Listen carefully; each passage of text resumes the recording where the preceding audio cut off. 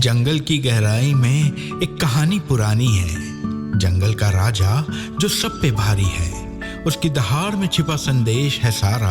मैं भी बाघ है अनुभूति का नारा। मैं भी बाघ, मैं भी बाघ, हाँ मैं भी बाघ, मैं भी बाघ, मैं भी बाघ, हाँ मैं भी बाघ। अपनी शक्ति को पहचान, बचाएंगे हम ये पर्यावरण, ये वन। अपनी शक्ति को पहचान। चलिए आप सब लोग शांत रहेंगे और सभी लोग की बात ये है, क्या है संयोग की बात, तेंदू का वृक्ष और महुआ का वृक्ष दोनों हमको यहाँ पर दिखाई दे रहे हैं। और दोनों से क्या होता है, नशे की चीजें बनती है ना? नहीं, ऐसा भी नहीं है ना? इससे फल भी मिलता है। ये बड़ा पेड़ है ना, फल मिलता है ना। पहले फल बाजार में बिकने आते थे ना, तेंदू का फल, टेमरू भी बोलते हैं उसको, टेमरू भी बोलते हैं ना। क्या बोलते हैं यहाँ पर? टेमरू। हाँ। और महुआ से मालूम है आपको क्या क्या बनता है? लड्डू बनते हैं इसके, है ना?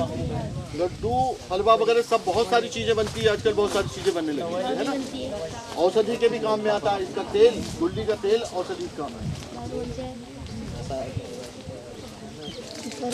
अब एक बात इधर बात नहीं, बिल्कुल बात नहीं। ये जो आम का पेड़ कितने साल का होगा ये? इस तरफ वो काय का पेड़ है, वो दिख रहा आराम से।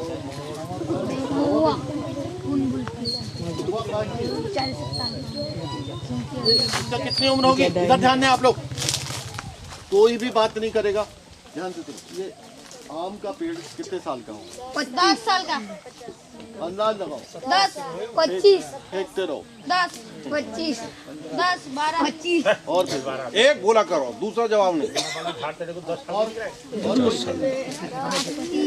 लगभग जो है ये आम का पेड़ 80 साल का होगा, लगभग 80 साल कम से कम, है ना।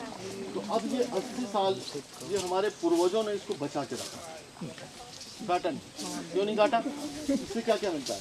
अभी वो सूख रहा है, उसकी उम्र दराज होगी, उसके ऊपर सूख रहा है, ठीक है ना। क्यों नहीं काटा इसको भाई? क्या क्या इससे फायदे कितने? और दूसरा क्या है? ऑक्सीजन। ऑक्सीजन भी मिलता है इससे, है ना। और ऑक्सीजन छाया भी मिलती है ना। और बहुत सारी चीज़ें, ऑक्सीजन, फिर प्रदूषण को ये करना, फिर रिचार्ज, पानी का रिचार्ज करना, ये बहुत सारी चीज़ें। पत्तियां भी पूजा के रूप में लेते हैं। पत्तियाँ, इसका धार्मिक महत्व है ना। पत्तियाँ जो है हम लोग तोरण लगाते हैं, तोरण लगाते हैं ना। चारा भी रहता है उसका, है ना।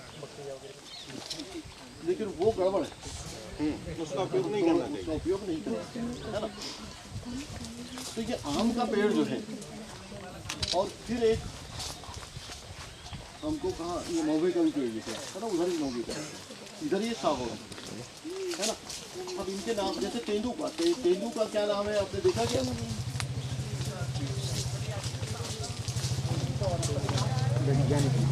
वो तो निकल रहे हैं। ये आपने इनमें जाला दिख रहा है आपको, ये कैसे हुआ जाला? इसको एक कीड़ा खाता है। कीड़ा मतलब इंसेक्ट, है ना। इल्ली कीड़ा, इंसेक्ट, तितली और अन्य सब मक्खियां हैं, उनका जीवन चक्र कैसे चलता है? अंडा, एग्स, कैसे चलता है? जीवन चक्र क्या होता है? तो जीवन चक्र बताओ क्या होता है, क्या क्या उसमें स्टेजेस आती है, तो बताएगा क्या? इंसेक्ट, बोलो जीवन चक्र कैसे चलता है? मक्खी का मालूम है, मच्छर का मालूम है? हिंदी में बता देता हूँ, अंडा, इल्ली, संखी, मक्खी। नहीं, जल्दी बोल गया मैं, है ना।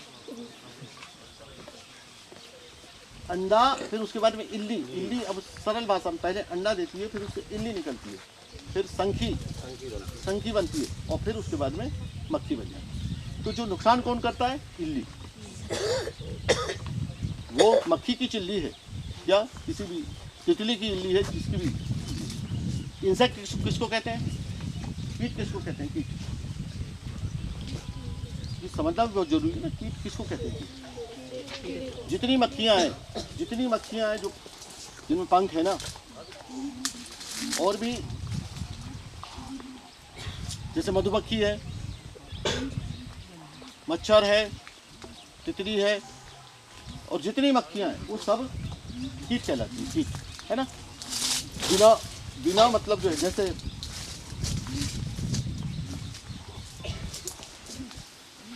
मधुमक्खी क्या करती है और कीट क्या करते हैं? मधुमक्खी और कीट क्या करते हैं? यहाँ पर कौन सी क्लास तक के बच्चे हैं? नहीं, तो ठीक है। मधुमक्खी और कीट क्या करते हैं? बोला करो, तुम लोग डरो नहीं, गलत होगा ना, ऐसा थोड़ी है, डरने की बात नहीं है। शहद वगैरह, छत्ता, ठीक है, अच्छा बोलते। और कोई?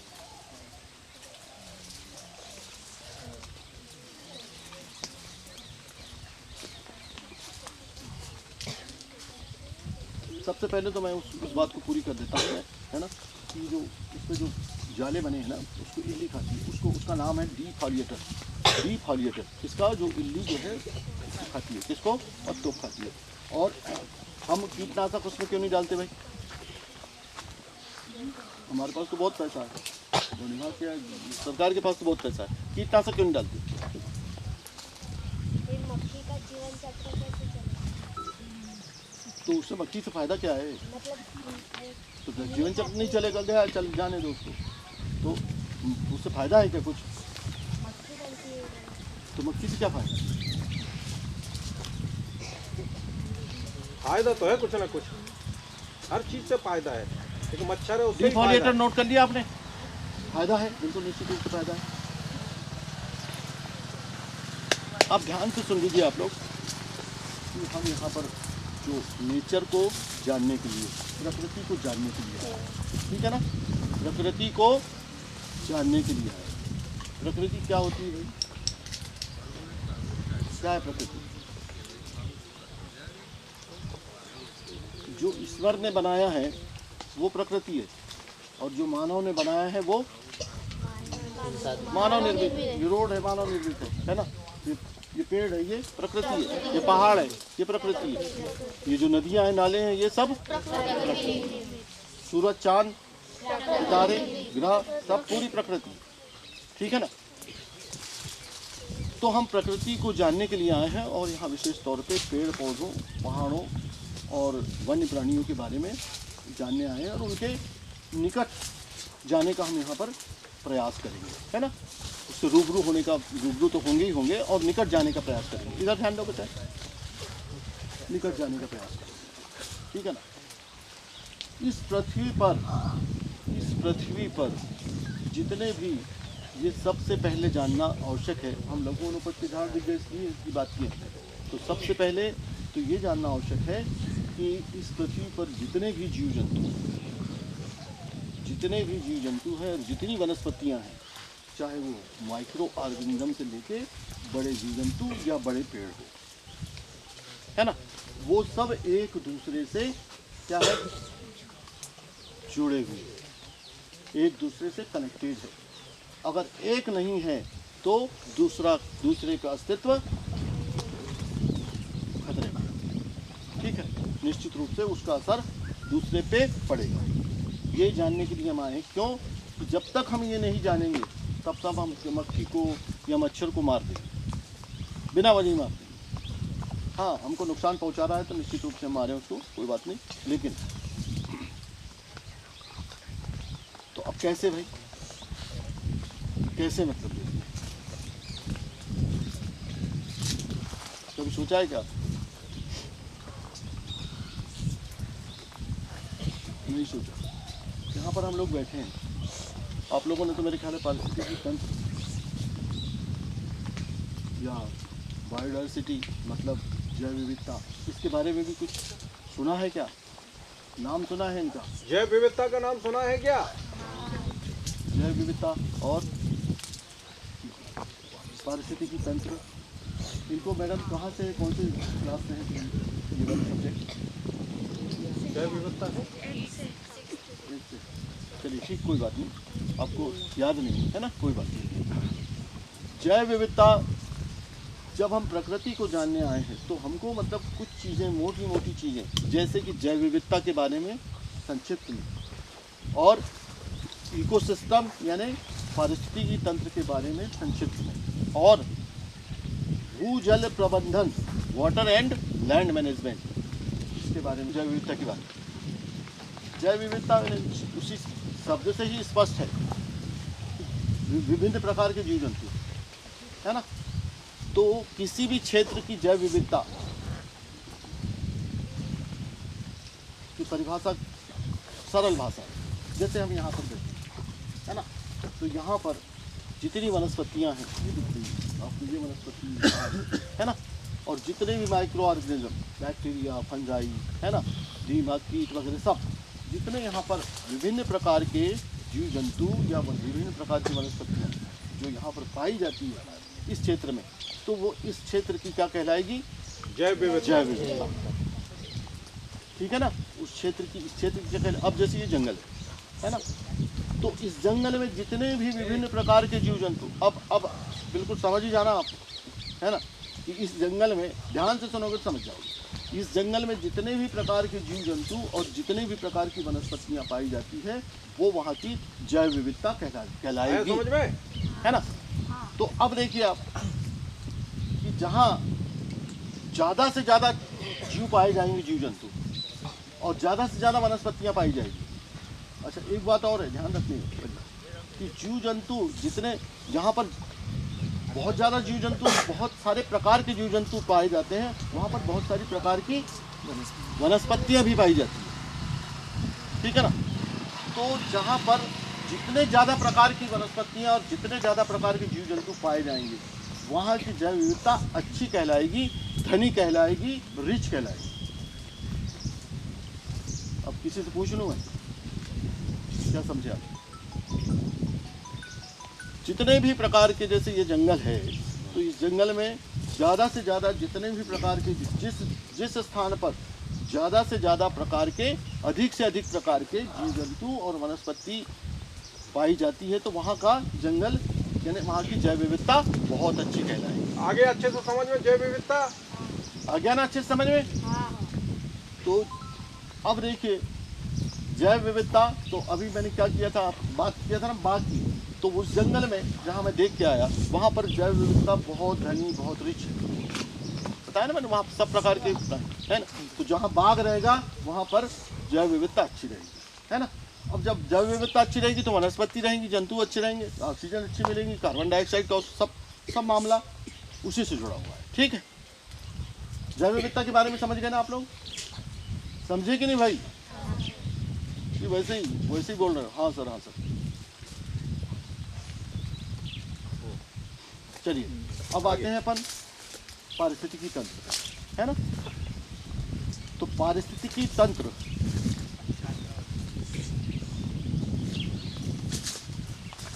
क्या होता है? लगातार चलने वाला एक सिस्टम, श्वसन तंत्र। श्वसन तंत्र लगातार चलता है ना, उसको तंत्र कहते हैं। तो इस प्रकार से पारिस्थितिकी तंत्र में भी वो जो शब्द है ना, उसी में सब कुछ है। क्या? कि परिस्थिति के अनुसार चलने वाला तंत्र। उसको भी बड़े ध्यान से सुनिए आप लोग, इसके बिना प्रकृति को जानना बिल्कुल मुश्किल है। कि परिस्थिति के अनुसार चलने वाला, जैसे यहाँ की जो परिस्थिति है, रेगिस्तान की जो परिस्थिति है, वहाँ की जो परिस्थिति वैसी चलेगा वहाँ का तंत्र। तो ये पारिस्थितिकी तंत्र मतलब किससे जुड़ा हुआ है? सब सारे के सारे जीव जंतुओं से और निर्जीव वस्तुओं से। किससे जुड़ा हुआ है? निर्जीव और सजीव दोनों, है ना। अब देखिए ये जंगल दिख रहा है आपको, और यहाँ पर ये दिख रहा है सब पूरा घास वास दिख रहा है ना, इधर घास दिख रही है ना।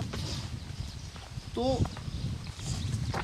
मिट्टी दिख रही है, तो निर्जीव में क्या क्या आएगा? ये मुख्य रूप से क्या है, ये पारिस्थितिकी तंत्र बोलते हैं इसको, कि निर्जीव और सजीव में जो लगातार क्रियाएं चलती रहती है ना, है ना, दोनों मिलकर जो क्रियाएं चलाते रहते हैं, दोनों के संगठन से जो क्रियाएं चलती रहती हैं, उसी को हम पारिस्थितिकी तंत्र हैं, ठीक है ना। तो अब कैसे चलता है ये? जैसे कि मान लीजिए यहाँ पर क्या होगा, अभी घास है, पेड़ है, तो मिट्टी से क्या लेंगे, वो बोलते जाएंगे तो समझ में आएगा। मिट्टी से क्या, झाड़ पेड़ मिट्टी से क्या लेते हैं, क्या लेते हैं? पोषक तत्व, वो क्या है, ये निर्जीव है ना। पानी लेते हैं, ये क्या है, निर्जीव है ना। फिर उसके बाद में खनिज लवण लेते हैं, ये भी निर्जीव है। फिर क्या करते हैं, ये भोजन बनाते हैं ना अपना। कौन भोजन बनाता है, पेड़ पौधे और घास वगैरह सब, है ना। तो क्या लेते हैं, सूर्य का प्रकाश। फिर उसके बाद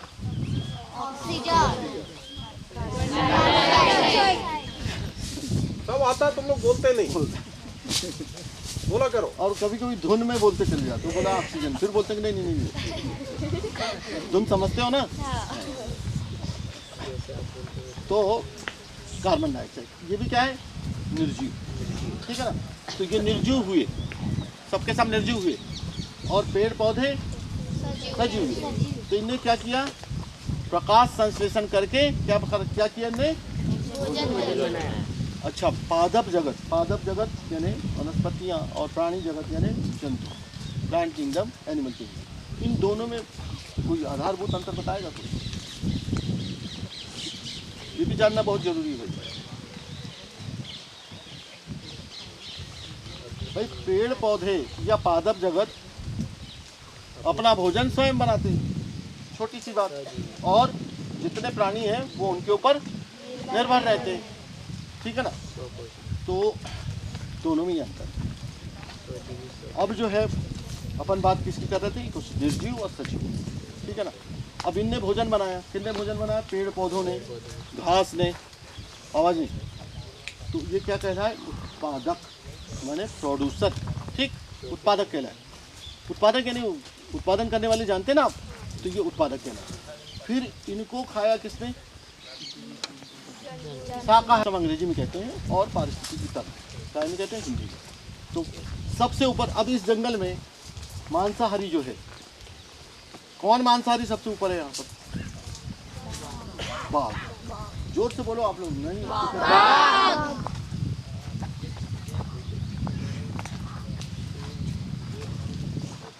अरे पांडे जी बात नहीं करो। नहीं बात नहीं, मैं आपको एक काम सौंप रहा हूँ, इनको जरा नारा लगवाओ, जरा इनमें जरा अलसी आ रही है, एनर्जी आना चाहिए, बुलंद आवाज है आपकी, एनर्जी है। तो बाघ है ना सब। अब ये सारे के सारे जितनी वनस्पतियां हैं और जितने भी जीव जंतु है, इनको एक ना एक दिन तो उम्र से जैसी हो जाएगी, इनकी मरना है, या लड़ाई झगड़े में मरना है, तो मरना है ना। तो मरने के बाद ही कहाँ जाएंगे, जमीन। तो जमीन में कैसे जाएंगे भाई, वैसे ही चले जाएंगे। क्या होगा उनका, क्या होगा, नीचे गिरेंगे, क्या होगा, सड़ेंगे, सड़ेंगे। सड़ जाएंगे, तो सड़ाने वाले कौन है, कीड़े नहीं। देखिए कीट भी आएंगे इसमें, क्या है आपके, कीट यानी दीमक आता है। तो दीमक सड़ाता नहीं है, ये बात ध्यान रखेंगे आप। दीमक खाता है, यानी जैसे हमारे घर में लगा, तो उनने क्या खाया, लकड़ी खाया, और उसको फिर वो जैसे मिट्टी जैसे बनाता है ना, फिर उसको इस जंगल में लकड़ी में लगा, पेड़ों के ऐसे इस पर लग जाता है, तो वो क्या खाता है, मान क्या खाता है, वो छाल है ना। तो छाल को खाता है, वो मरी हुई छाल को, उसकी मिट्टी बनाता है। बामी अभी आपको देखने को मिलेगी। तो ये दीमक जो है पत्तियों को भी खाता है, सबको खाता है, और सबसे मुख्य सड़ाने वालों का रोल जो है, सड़ाने वाले यानी इसको क्या कहते हैं अंग्रेजी में, डिकम्पोजर, सबसे ज़्यादा महत्वपूर्ण ये है, ठीक है।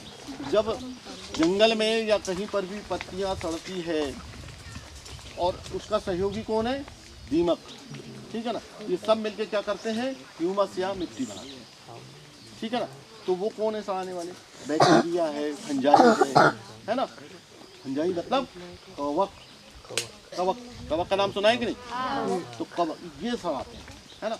तो ये अब देखिए, मैंने आपको बताया था कि जितने पृथ्वी पर जीवन चलते हैं, जो फंगस है या कवक है, वो भी मतलब वनस्पति है, तो सब एक दूसरे से जुड़े हुए हैं। तो अगर मान लो डिकम्पोजर या इसको क्या कहते हैं हिंदी में, अपघटक, अपघटक, ठीक है ना। अगर ये नहीं रहेंगे तो क्या होगा, सड़ेंगे नहीं, कुछ नहीं सड़ेगा, गंदगी फैलेगी, गंध फैलेगी, और जैसे जंगलों में अंबार लग जाएगा, मतलब पूरा का पूरा जो परिस्थिति की तंत्र बोल रहे हैं जिसको अपन, या खाद्य श्रृंखला पूरी टूट जाएगी, चरमरा जाएगी।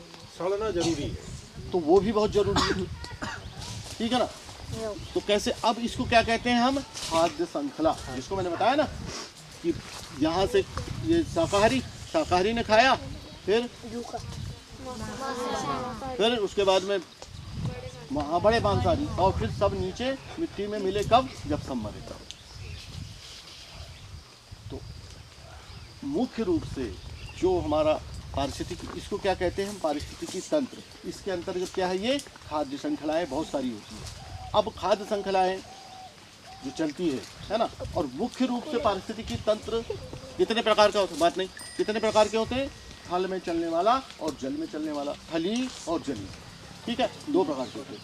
अब थल में चलने वाला तो देखिए आप, जो फॉरेस्ट में चलेगा वहाँ पर सबसे, सुनते जाओ, ज़्यादा लिखने की जरूरत नहीं है, कि जल में,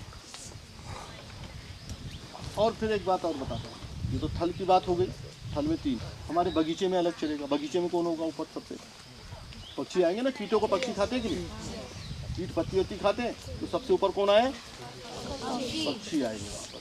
फिर उसके बाद में खेतों में क्या आएंगे, वो भी पक्षी आएंगे, ठीक है।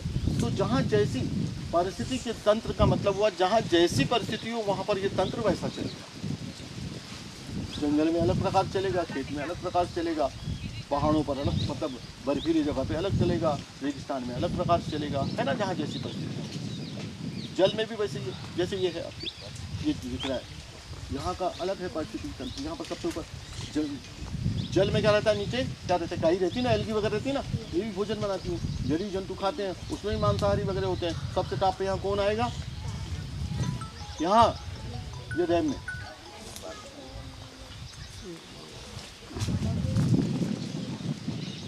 पक्षी आ जाएंगे ना, यहाँ पर ज़्यादा बड़ी मछली, अगर बड़ी मछली होगी तो मछली आएगी, क्योंकि छोटी मछली को बड़ी मछली खा जाती है, बड़ी मछली भी आएगी कहीं कहीं, यहाँ पर वो फिर बगुले खाते हैं कि नहीं, मछली खाते हैं ना बगले, और भी बहुत सारे जलीय जंतु खाते हैं, वो ऊपर आएंगे, है ना, यहाँ पर अलग है। जैसे आपके चंबल में कौन आएगा ऊपर, चंबल नदी में, चंबल नदी में क्या पाया जाता है, घड़ियाल, चंबल नदी में घड़ियाल पाया जाता है, ये चंबल में सबसे ऊपर आएगा, ये चॉकलेट हवा में दे देना बेटे, मिलेगी कि नहीं।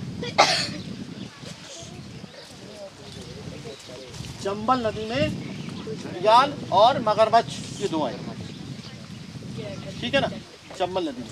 अच्छा एक बात बताइए, ये घड़ियाल और मगरमच्छ कहाँ अंडे देते हैं, सब जुड़ी बातें, जल्दी जल्दी, मिट्टी में, हाँ मिट्टी रेत में देते हैं, किसने बोला मिट्टी में, फिर भी चॉकलेट दे रहा हूँ मैं, देखिए गलत जवाब दिया फिर भी दे रहा हूँ मैं, है ना। तो कहाँ अंडे देते हैं वो, रेत, है ना। केकड़े कहाँ अंडे देते हैं, रेत। बहुत सारे जलीय जंतु रेत में अंडे देते हैं, है ना।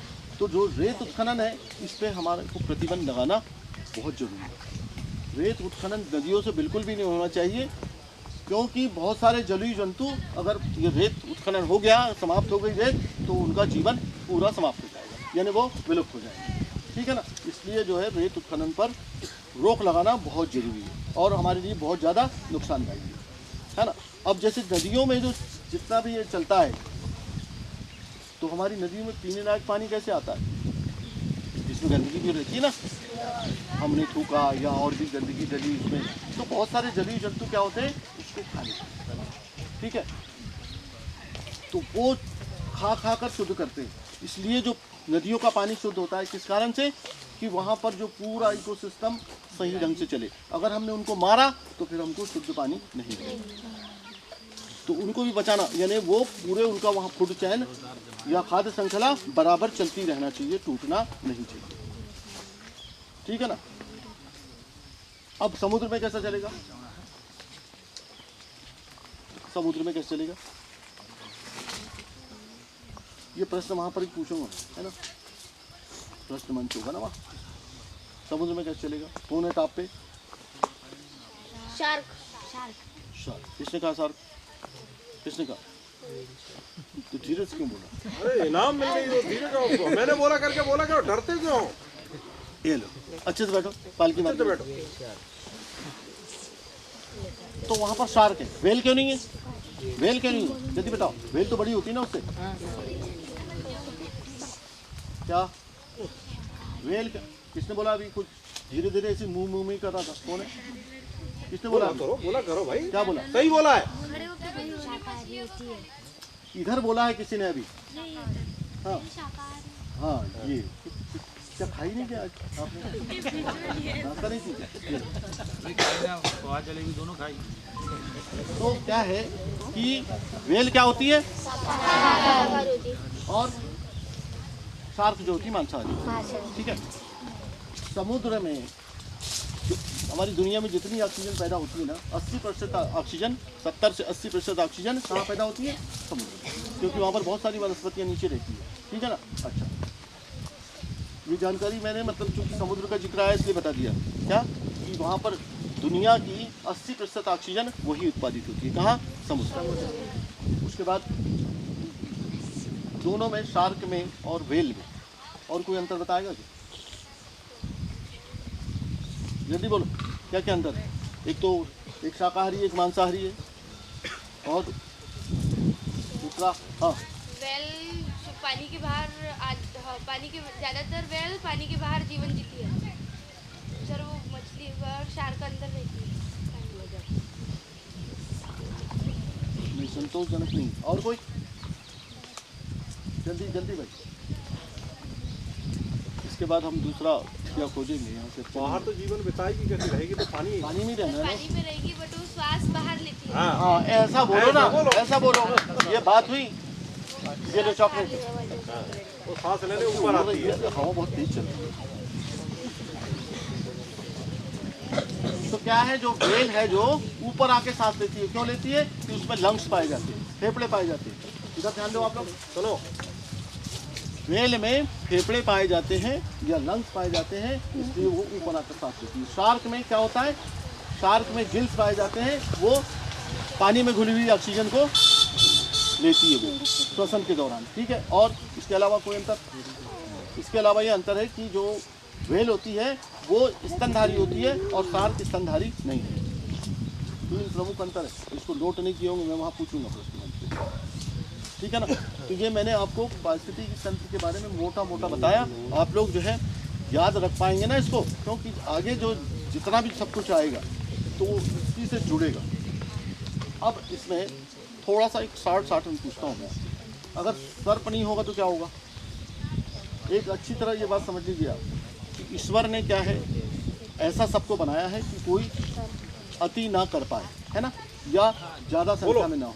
बोलो सर्प नहीं होगा तो क्या होगा? सर्प नहीं होगा तो क्या होगा? ज़्यादा यानी ईश्वर ने क्या किया है कि सबको बैलेंस करने के लिए कोई ना कोई दूसरे प्राणी को बनाया। चूहे का भी है, चूहे को भी खाता है, चूहों को भी खाता है। अच्छा, सर्प ज़्यादा हो जाएंगे क्या? कौन बैलेंस करेगा उनको? और चील और मोर वगैरह, है ना, पक्षी रहते हैं बहुत सारे। नेवला नेवला उसको बनाया। अच्छा, एक दूसरे को नियंत्रण करने के लिए बना है। शाकाहारी प्राणी अगर ज़्यादा हो जाएंगे तो उसको नियंत्रित करने के लिए किसने बनाया? अच्छा, सबसे इनसे मतलब बहुत ही महत्वपूर्ण काम मतलब होते हैं, है ना, कि सब एक दूसरे से, जैसे कि आपके मकड़ी है। मकड़ी क्या करती है? मकड़ी अपना जाला बनाती है। जाला में क्या करती है? वो मक्खी को फंसाती है। छोटे छोटे मक्खियों को फंसाती है, जो हमारे लिए, हमारे फसलों के लिए, हमारे जंगलों के लिए और हमारे लिए हानिकारक होती है। उन कीटों को फंसाती है ना, तो इसलिए हमारे साथ में वो। अच्छा, अब मकड़ी को नियंत्रित करने के लिए किसको बनाया? छिपकली ने और चमगादड़। चमगादड़ क्या होता है? पक्षी होता है कि क्या होता है? चमगादड़ स्तनधारी है, वो स्तनधारी है। पक्षी नहीं है वो, लेकिन उड़ता है। एकमात्र स्तनधारी है वो, मैमल है वो जो उड़ता है। ठीक है। तो सबको, यानी ईश्वर किसी की अति बदला। अगर मान लो मानव ज़्यादा होंगे तो क्या होगा? उसको नियंत्रण कौन करेगा? बैलेंस कौन करेगा? महामारी, कोरोना, है ना। तो अब इसके बाद हम लोग जो है दूसरे स्थान पर अब हो गया और कुछ है? कार्बन डाइऑक्साइड ग्रहण कर इसके बावजूद और कुछ है? जमीन स्तर से देखो उसको, जमीन स्तर से उसकी जड़ें ऊपर आ रही है ऊपर आ रही है। और क्या कर रहा है? और पानी एकत्रित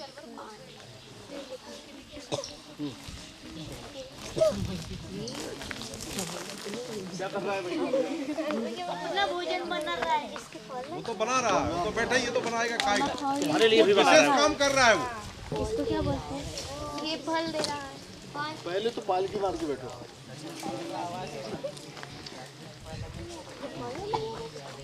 अब बताओ क्या कर रहा है? लगा है वहाँ भोजन बना रहा है और क्या कर रहा है? इसके खाने का अरे भाई यहाँ पर जरा ध्यान से देखो, वो पेड़ जो है गिरने के लिए तैयार है, मरने के लिए तैयार है, लेकिन फिर भी उसने मिट्टी को बांध के रखा हुआ है। जमीन के कटाव को रोक रहा है। इससे में मिट्टी को बांध के रखा हुआ है ना।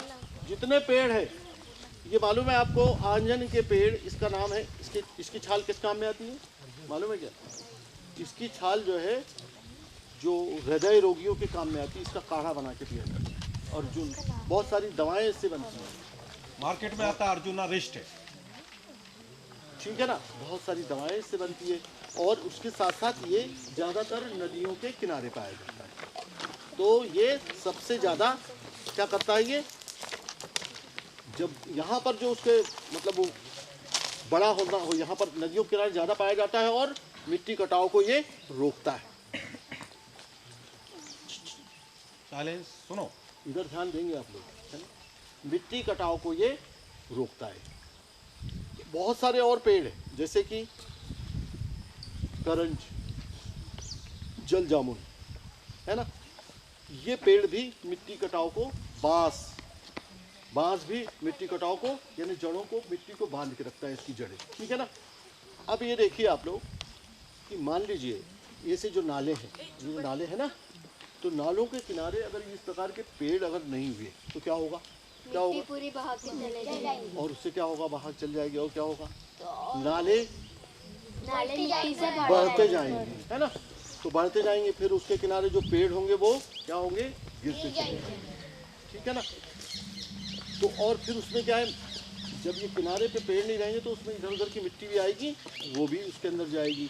फिर नाले से वो मिट्टी कहाँ जाएगी? नदियों में जाएगी, है ना। तो नाले भी उथले होंगे और नदियाँ भी उथली होगी। ठीक है ना। तो इस तरह से जो है ये मिट्टी को बांध के रखता है। और इसका औषधि गुण क्या बताया मैंने आपको कि हृदय रोग में ये इसकी छालें और इसका काढ़ा काम में आता है। ठीक है। इसकी बहुत सारी दवाइयाँ बनती है। इधर ध्यान देंगे आप लोग।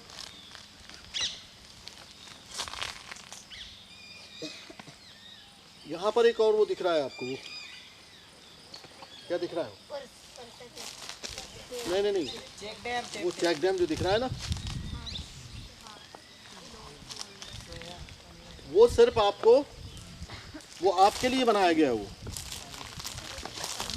यानी आपको दिखाने के लिए बनाया गया है कि ये क्यों बनाया जाता है। पानी को संचित करने के लिए। हाँ, पानी को संचित करने के साथ साथ ये पानी को रिचार्ज भी करते हैं। रिचार्ज मतलब जमीन के अंदर जो पानी हम लोग पीते हैं ना, वो पानी कहाँ से आता है? जो रिचार्ज करते हैं जंगल और ये सब पूरे, है ना।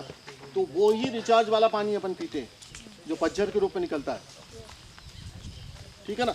तो ये क्या है, ये जो बांध या बंधा जो बना हुआ है, चेक डैम बोलते हैं इसको। तो ये सिर्फ आपको दिखाने के इसलिए बनाया गया है कि अगर मान लो ये हम जगह जगह नालों में, है ना, ऐसे चेक डैम अगर नहीं बनाएंगे तो फिर वही नाला बढ़ता जाएगा। जहाँ पर पेड़ पौधे भी हों वहाँ पर भी हमको अगर नाला वहाँ से निकल रहा है तो इसको बनाना चाहिए, ताकि क्या है कि नाले चौड़े ना हो, गहरे ना हो, है ना, जंगल के अंदर। अब वहाँ पर मैं बोल रहा हूँ आपके लिए बनाया गया, इसका मतलब क्या हुआ? आपको दिखाने के लिए बनाया गया। वो क्या मतलब हुआ?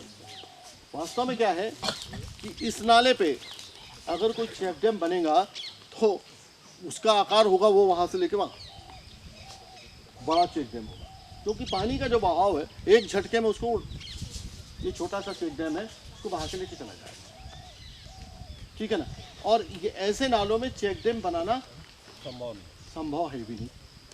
बड़े नाले हैं ये, जो छोटे छोटे झुर्रे होते हैं ना, उनमें बनते हैं चेक डैम। हमको समझाने के लिए बनाया गया है। वो आपको दिखाने के लिए और समझाने के लिए बनाया गया। अब इससे क्या क्या फायदे हैं कि हमारा नाला चौड़ा नहीं होगा और दूसरे पेड़ों पे नुकसान नहीं होगा, मिट्टी रुकेगी और पानी भी नीचे जाता है, ठीक है ना। पानी नीचे जाता है, रिचार्ज होता है।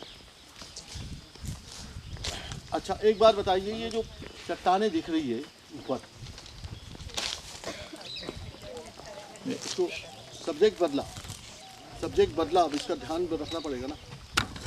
होगा तो मिट्टी बही होगी और मिट्टी पूरी धीरे धीरे बहती गई और चट्टानें खुलती चली गई, ठीक है ना।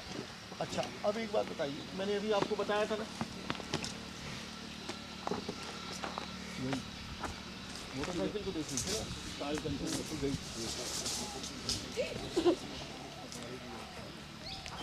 तो मैं अभी आपको वहाँ पर परिस्थिति की टेंशन बताया था। अब घटक क्या होते हैं, फिर यही पूछूंगा मैं, रहा हूँ अब घटक क्या होते हैं।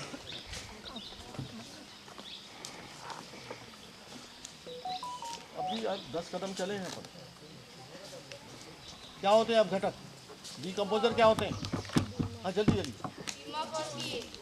हाँ जो मतलब माइक्रो मतलब सूक्ष्म जीव होते हैं ना, बैक्टीरिया फंजाई, इसको सूक्ष्म जीव भी कह सकते हैं। छोटे छोटे जीवाणु या छोटी छोटी वनस्पतियाँ जो सड़ाते हैं, है ना, इसको सड़ाते हैं और वही मिट्टी बनाते हैं। वही मतलब क्या होती है अब मिट्टी, और वैसे कैसे मिट्टी बनती है भाई बताओ, मिट्टी कैसे बनती है। चट्टानों के टूटने से या रगड़ने से, जैसे तापमान कम ज़्यादा होता है ना, तो वो तड़कती है चट्टान, है ना। तो उससे धीरे धीरे करके पहले वो रेत बनती है, मिट्टी बन जाती है, बारीक हो जाती है, है ना। लेकिन वो उपजाऊ नहीं होती उसमें जब तक कि ये वाली जो सड़ी हुई खाद जो होती है ना, ह्यूमस जो होती है, जब तक कि वो ना मिले, है ना। तो हमारी ये जो सड़ने की जो प्रक्रिया है और इससे जो ह्यूमस खाद बनने की जो प्रक्रिया है, वो 1000 साल में 1 या 2 सेंटीमीटर बनती है। कितनी? 1 या 2 सेंटीमीटर। और अगर हमने इस तरह से ये पेड़ काट दिए, ये पेड़ कटे हुए ना, तो ये पूरा बहा के लिए मैंने एक झटके में गया हुआ पेड़ कटा हो, किसी कारण से कट गए होंगे वो पेड़, जैसे भी अवैध कटाई हो या जो भी कारण हो, और उसके बाद में सीधा ये बह गया, ठीक है। तो ये मालूम हो गया मिट्टी कटाव को रोकते हैं ये पेड़ पौधे। आपने ये इसके बारे में भी जाना, चेक डैम क्यों पानी नीचे डालते हैं, है ना।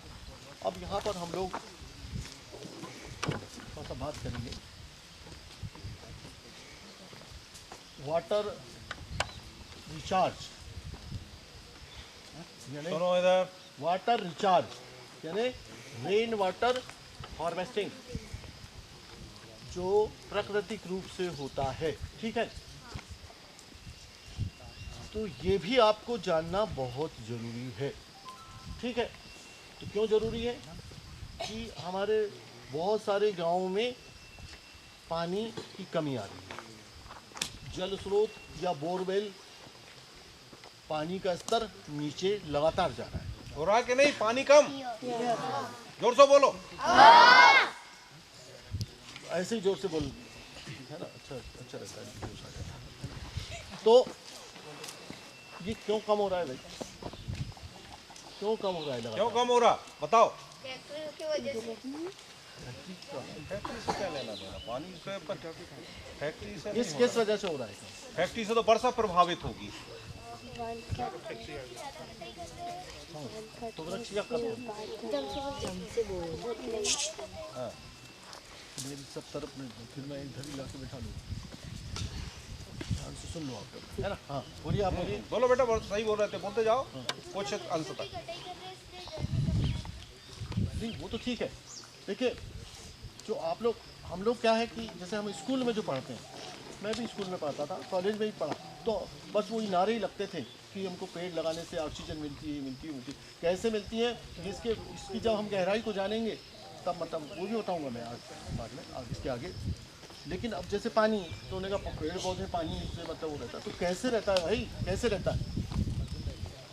है पानी?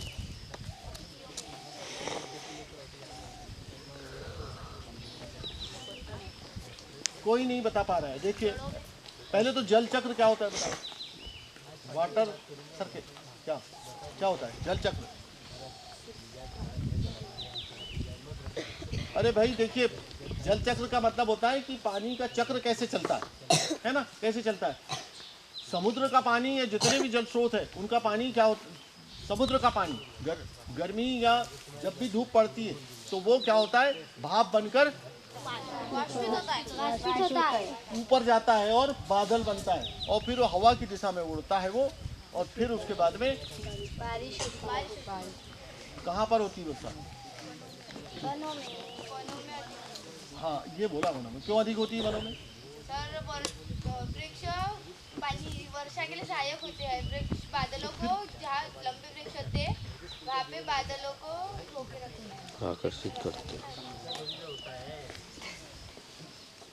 देखिए जो जो हम पढ़ते हैं, मतलब आपकी गलती नहीं है, मैं भी पढ़ता था स्कूल में, तो स्कूली ज्ञान में और यहाँ जो हम ज्ञान देते हैं है ना, उसमें अंतर है। क्या अंतर है? आपने क्या बताया अभी? वृक्ष ऊंचे होते हैं इसलिए पानी गिरता है, रोक के रखते हैं, यही बताया ना। देखिए ध्यान से सुनो आप लोग, जहाँ पर वृक्ष ज़्यादा होते हैं वहाँ पर हमेशा ज़्यादा बरसात होती है ना? तो क्यों होती है? वो इसलिए होती है क्योंकि जहाँ पर जंगल घने होंगे या जितने ज़्यादा वृक्ष होंगे वहाँ पर उतना तापमान कम होगा, ठंडक होगी, है ना? तो जब जहाँ ठंडक मिलती है जो बादलों को, तो वो जो वाष्प होती है वो उनके कण नज़दीक आते हैं और वो पानी में रूपांतरण हो जाते हैं। पानी में बनती है तो भारी होती है तो वो नीचे गिरती है। जान लिए ना? छोटी सी बात थी। हमको कहाँ कितना मालूम है कि सिर्फ इतना है कि वो पेड़ से बरसात होती है बस, है ना? लेकिन वास्तव में क्या होता है कि जहाँ ठंडक होती है, जहाँ तापमान कम होता है, वहीं पर ज़्यादा बरसात होती है। अब इस समय जलवायु परिवर्तन और ये वैश्विक तापमान बढ़ने के कारण जो हवा तूफान, बहुत बड़े तूफान आ रहे हैं, है ना? तो इसकी वजह से कहीं पर भी बरसात हो जा रही है, वो एक अलग चीज़ है। लेकिन ये अच्छी तरह समझ लीजिए आप कि जहाँ ज़्यादा वन होंगे, इसका एक सबसे अच्छा उदाहरण क्या है? बेंगलुरु क्या कहते हैं इसको? Garden city. इसको क्या कहते हैं अपन? Garden city. वहाँ पर जो आजू बाजू का क्षेत्र है ना, उससे ज़्यादा बरसात होगी, ठीक है ना? तो जहाँ पर ज़्यादा वृक्ष होंगे वहाँ पर ज़्यादा वर्षा होगी। अच्छा, अब एक तो ये हो गया। अच्छा, वर्षा हुई, फिर नदी नालों में आई, नदी नालों से फिर कहाँ चली गई? पानी कहाँ गया? समुद्र। तो ये क्या कहलाया? जल चक्र। अब ये water recharging, rain water harvesting, है ना? तो सबसे पहले तो ये आप लोग सब ग्राम पंचायत एरिया से हैं? सभी ग्राम पंचायत, पूरे ग्राम पंचायत में भी ये नियम आए हैं, और नगर निगम, नगर पंचायत, नगर पालिका, सब जगह ये नियम आए हैं। कौन से नियम आए हैं? जो रेन वाटर हार्वेस्टिंग के लिए नियम है। रेन वाटर हार्वेस्टिंग क्या होता है? कोई बताएगा क्या? किसने क्या बोला? मन में मत बोलो, बोलो। वर्षा के जल को संचित करके रखना। बिल्कुल सही। संचित करके कहाँ रखना? धरती में रखना, धरती के अंदर उसको प्रवेश कराना, अवशोषित कराना, ठीक है ना? ताकि पानी का मतलब जल स्तर जो है धरती में बढ़े, ठीक है ना? तो ये हमारे मतलब हर घर में जो नए मकान जो बन रहे हैं ना, तो नए मकान में ये सिस्टम, इसको बोलते हैं छतों का पानी इकट्ठा, मतलब कहीं ना कहीं इकट्ठा गिरता है वो पानी। तो जितना परिसर है हमारा, और परिसर का भी ढाल एक तरफ कर दो और वो पानी गिरता है, या तो पाइप के जरिए या मतलब कैसे भी करके वो पानी एक स्थान पर लाओ जहाँ पर गड्ढा बना हो, गड्ढा सोकपिट भी बोलते हैं उसको, है ना? तो वहाँ पर पानी अंदर जाएगा और वो सारा का सारा पानी अपने परिसर का वो कहाँ जाएगा? जमीन। एक तो वो हो गया, ये नियम बना। ये तो क्या हो गया? ये मानव द्वारा किया जा रहा है, ये कृत्रिम कहलाएगा, है ना? जो नेचुरल जो है, मतलब प्राकृतिक रूप से जो रेन वाटर हार्वेस्टिंग है या वर्षा के पानी का जो संचयन है, वो कौन करता है? प्राकृतिक रूप से।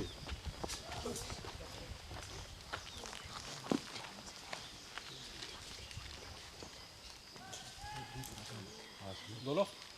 कोई सोच रहा है इसके बारे में? हाँ, कौन करता है? समुद्र पेड़ पौधे अच्छे से बैठो तो चलो, पहले अच्छे से बैठो। चल, कुछ भी मतलब जो मर्जी आप बोल दिए, अपने वर्ष खत्म। समुद्र कहाँ से करेगा? अच्छे से बैठ जा बेटे, सबसे बड़ा लड़का दिख रहा है। समुद्र कहाँ से करेगा? और अच्छी बातें बोलो, है ना?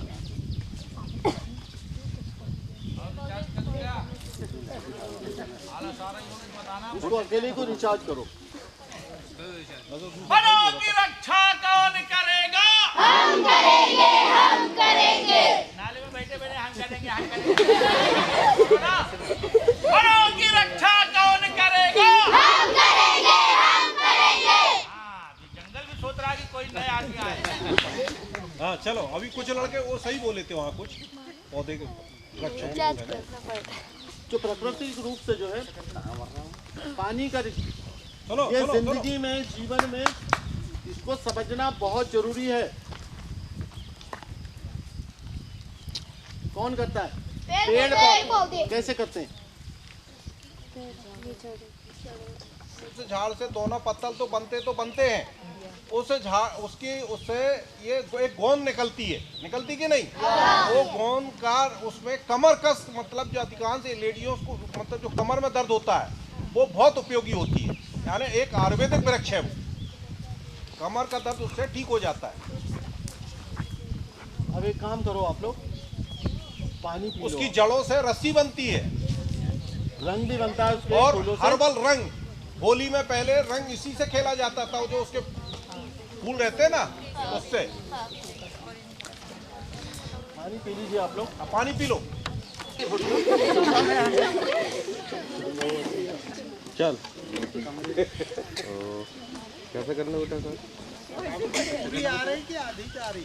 बता बता दीजिए मैंने ना विक्ट्री लेते हुए सब विक्ट्री अपनी केप ऊपर करो बच्चे। नहीं नहीं हाँ ऊपर करो। वो बोलता नहीं तेरे को मालूम होता हाँ ऐसे हाथ वो तो फिर उसके बाद में तू एल्बम बनाएगा तो तेरे को कुछ समझ में जाएगा। जाओ जाओ जाओ जाओ। अरे आ जाओ आ जाओ आ जाओ हाँ टिप्पी बैठी थी।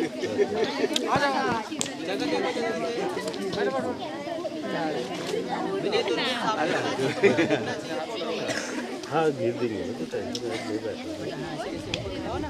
मेरे को शादी में आनी पड़ेगा ना। वनों की रक्षा कौन करेगा?